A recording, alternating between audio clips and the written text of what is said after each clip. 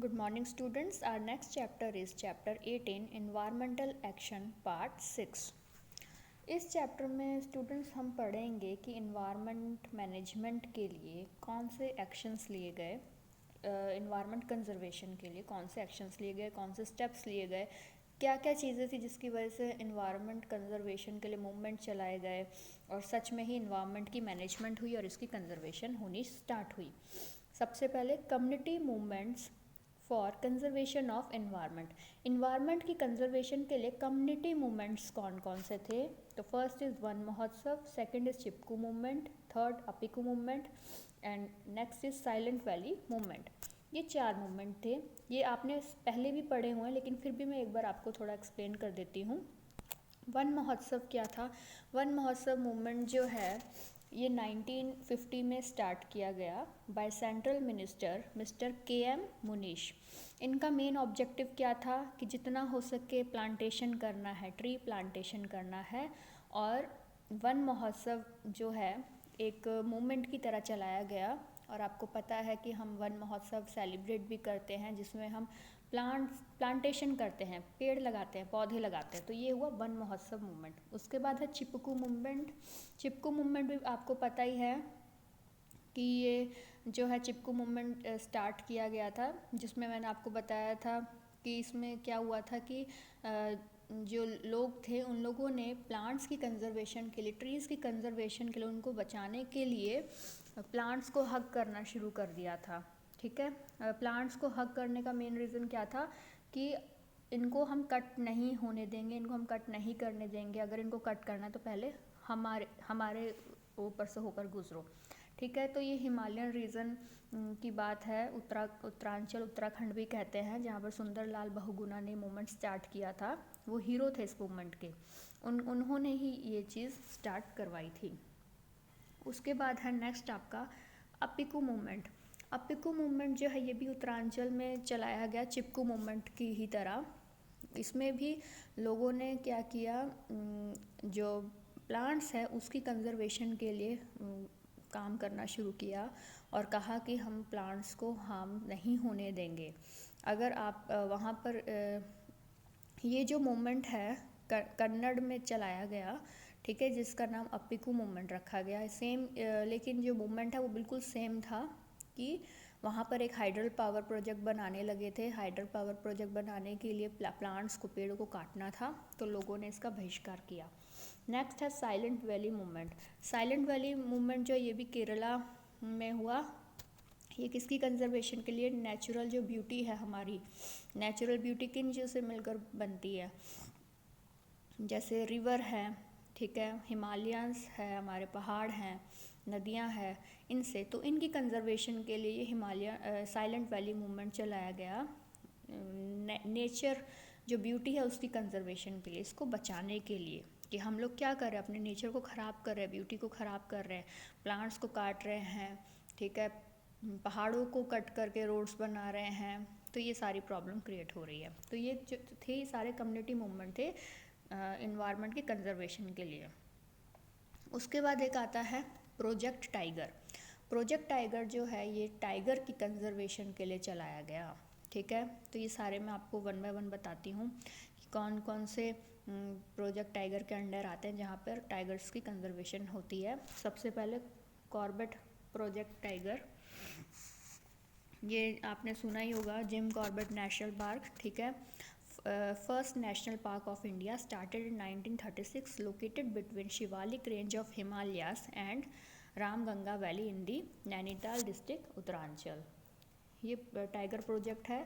आपको सभी प्रोजेक्ट्स में मेन पता होना चाहिए कि कब स्टार्ट हुआ, ठीक है, कहाँ लोकेटेड है। अगर आपको एरिया भी बताया गया तो आप एरिया भी बता सकते हैं कितना एरिया कवर करता है और कहाँ पर प्रेजेंट है। सेम ऐसे Ranthambore project tiger, it is located in the Soi Madhopur district of Rajasthan and it was developed as a national park in 1957 to 58. Its area is 1334 square kilometer in which 38 tiger are there. उसके बाद है Sundarban project tiger. ये भी यहाँ पर भी tiger की protection की जाती है। This project is spread over an area of around 2585 square kilometer between the Ganga Brahmaputra delta, in which 269 tigers are there. Periyar Project Tiger, it was started in 1934 as a national park and was included in the Project Tiger in 1979. It is located in Kerala and its area is 777 square kilometer. 45 tigers are present there. Next is Nagarjun Sagar Tiger Project, located in Arunachal Pradesh in 1972. It was included in Project Tiger in 1983. Area covered 1983 square kilometer. 47 tiger are there. ये हमारा नागार्जुन सागर के. तो बेटा ये जितना भी मैंने आपको बताया है ना, तो ये आप ध्यान में रखेंगे कि ये जो है सारे प्रोजेक्ट जो है टाइगर्स की कंजर्वेशन के लिए किया गया. ठीक है. Next is Indravati project tiger. Indravati project tiger जो है, it was set up as national park in 1978 in the district Chhattisgarh. Area cover 2799 square kilometer. It was included in Project Tiger in 1983. It has 29 tigers in 1989. तो ये सारे आपको जो मैंने बताई सारे प्रोजेक्ट टाइगर के अंडर थे. और ये इंपॉर्टेंट क्वेश्चन कई बार आ जाता है, तो आपको पता होना चाहिए कि ये सारे प्रोजेक्ट टाइगर के अंडर है और टाइगर कंजर्वेशन के लिए यहाँ पर काम होता है, टाइगर्स को बचाने के लिए. उसके बाद आता है गंगा एक्शन प्लान. ये भी इन्वायरमेंट की कंजर्वेशन के लिए कि गंगा नदी को हमने सेफ रखना है, गंगा को साफ़ रखना है. आपने बहुत सुना होगा इसके बारे में कि गंगा पॉल्यूटेड हो रही है, वाटर पॉल्यूशन हो रहा है गंगा का. तो सबसे पहले इसमें क्या क्या चीज़ें हमने स्टडी करनी है. Condition of pollution in Ganga. सबसे पहले कि गंगा का जो कंडीशन है गंगा नदी का, वो कैसा है, किस तरह की पॉल्यूशन हो रही है वहाँ पर. ठीक है. कितने एरियाज़ आते हैं, कितनी सिटीज़ आ रही हैं. और मेन ये है कि आपको पता है कि गंगा नदी जो है इसका ये बहुत मानी हुई नदी है और लोग यहाँ पर दूर दूर से आते हैं गंगा स्नान के लिए. ठीक है. गंगा में ही अस्थियाँ प्रवाहित की जाती है, जितना भी पूजा का सामान होता है गंगा में ही लोग बहा देते हैं, जिस वजह से गंगा जो बहुत पॉल्यूटेड हो रहा है. तो गंगा क्लीननेस प्लान के अंडर आएगा कि ये जो प्लान है 1984 में स्टार्ट किया गया. सेंट्रल बोर्ड जो है हमारी सेंट्रल पॉल्यूशन बोर्ड, उनके थ्रू कि हमने अपनी गंगा को कंजर्व करना है, गंगा को बचाना है, पॉल्यूटेड नहीं होने देना है. तो इसके अंडर काम किया गया काफ़ी कुछ. उसके बाद importance of Ganga action plan. Ganga action plan के कुछ इम्पॉर्टेंस क्या थी. सबसे पहले तो यही था कि हमने वाटर पॉल्यूशन बचाना है और वहाँ पर मास बाथिंग रोकना है, वॉशिंग कपड़े धो रहे हैं उसको रोकना है. एनिमल्स वाला, कई बार एनिमल्स भी वहाँ पर नहा रहे हैं, बात कर, उसको रोकना है. और जितना हो सके वाटर को पॉल्यूटेड होने से बचाना है. जो केमिकल्स, इंडस्ट्रीज़ से केमिकल्स आ रहे हैं फैक्ट्री से, उसको डायरेक्ट गंगा में नहीं ऐड होने देना है. और साथ ही साथ इस पर कुछ हमने स्टडी भी करनी थी, वो है measurable factors to know quality of water. Water की क्वालिटी हम कैसे पता कर सकते हैं. सबसे पहले डिज़ोल्व ऑक्सीजन कि उसमें डिज़ोल्व ऑक्सीजन कितना है. Next is biological oxygen demand, उसके बारे में पढ़ना. और साथ ही साथ वाटर की पीएच के बारे में पढ़ना कि वाटर का कितना पीएच है, एसिडिक है या बेसिक है. उसके बाद हमारा नेक्स्ट टॉपिक आता है joint forest management. Joint forest management का मतलब है कि फॉरेस्ट मैनेजमेंट जो है वो फॉरेस्ट की कंजर्वेशन के लिए क्या काम कर रही है और आगे क्या काम उन्हें करना भी चाहिए. तो इनके मेन ऑब्जेक्टिव्स क्या है. मेन ऑब्जेक्टिव जो है जॉइंट फॉरेस्ट मैनेजमेंट का वो है fruits and other trees can be grow in identified places by stopping grazing of animals. Involvement of NGOs, government departments and local community by giving financial help to beneficiaries. Minor forest produce etc. can be used by beneficiaries. Village community is entitled for share prescribed by state government. Ownership should not be given to beneficiaries. तो ये इनका main objective है कि जितना हो सके हमने plantation करना है, ग्रेजिंग को रोकना है एनिमल्स के थ्रू, और इन्वॉल्व करना है हमने एनजीओज़ और गवर्नमेंट डिपार्टमेंट्स को. ठीक है, जो फाइनेंशियली जो है उनको बेनिफिशियल्स देना है, जो लोकल पीपल है, लोकल कम्युनिटी है, उनकी हेल्प लेनी है और उनको भी फ़ायदा देना है।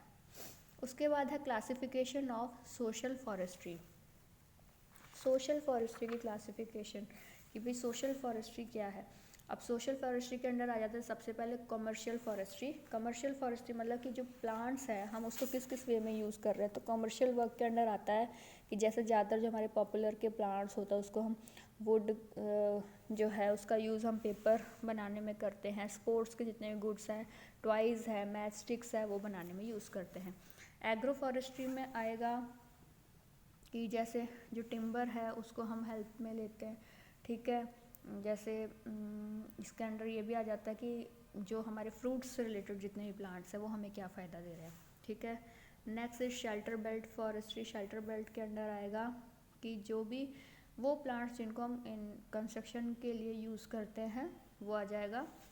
फार्म फॉरेस्ट्री के अंडर आएगा पर्सनल कंजप्शन, जैसे कि जो फार्मर्स जो है वो प्लांट्स लगाते हैं, आपने देखा हो खेतों में कई बार साइड्स में प्लांट्स लगा लेते हैं कई, कि वो प्लांट्स भी बेचकर फ़ायदा ले सकते हैं ना, इस तरह। अर्बन फॉरेस्ट्री के अंडर आएगा कि रोड साइड में प्लांटेशन करना, ठीक है, पार्क्स में प्लांटेशन करना। विलेज फॉरेस्ट्री के अंडर आएगा कि विलेज में हम नीम, पीपल इस तरह के प्लांट्स लगा सकते हैं, है ना। नेक्स्ट इज़ आपका आएगा इंडस्ट्रियल फॉरेस्ट्री। इंडस्ट्रियल फॉरेस्ट्री में आएगा कि इंडस्ट्रीज़ हो गया, स्कूल कॉलेज के आसपास प्लांटेशन करना ताकि क्लीन एयर और क्लीन इन्वायरमेंट रहे, तो ये सारा इसके अंदर आ जाता है। तो ये बहुत इजी चैप्टर है, इसमें आपने मेन किन चीज़ों पर फोकस करना है। मेन आपका होना चाहिए जो हमने पढ़ा, community movement for conservation of environment, कि किस तरह हमने इन्वायरमेंट की कंजर्वेशन करनी, तो ये जो हमने 4 पॉइंट कवर किए। कई बार अलग से क्वेश्चन आता है वन महोत्सव क्या है बताओ, चिपकू मूवमेंट क्या, आपकी मूवमेंट क्या, ये सारा आपको पता होना चाहिए। उसके बाद टाइगर प्रोजेक्ट टाइगर के बारे में क्वेश्चन आ सकता है, ये इंपॉर्टेंट है, क्वेश्चन आया था कि प्रोजेक्ट टाइगर जो इसको एक्सप्लेन करिए, ठीक है, तो ये आपका बहुत इंपॉर्टेंट क्वेश्चन है। ये भी आ सकते हैं कि जितने भी ये इनके नेम्स बताइए, ठीक है। उसके बाद गंगा एक्शन प्लान पे भी क्वेश्चन आ सकता है कि गंगा एक्शन प्लान क्या है, तो ये सारे पॉइंट्स लिखकर आपने सारे एक्सप्लेन करने हैं। और जॉइंट फॉरेस्ट मैनेजमेंट के ऑब्जेक्टिव्स के बारे में आपको क्वेश्चन आ सकता है क्या है। और next is classification of social forestry. तो यहाँ आपका चैप्टर कंप्लीट होता है। Okay students, thank you so much.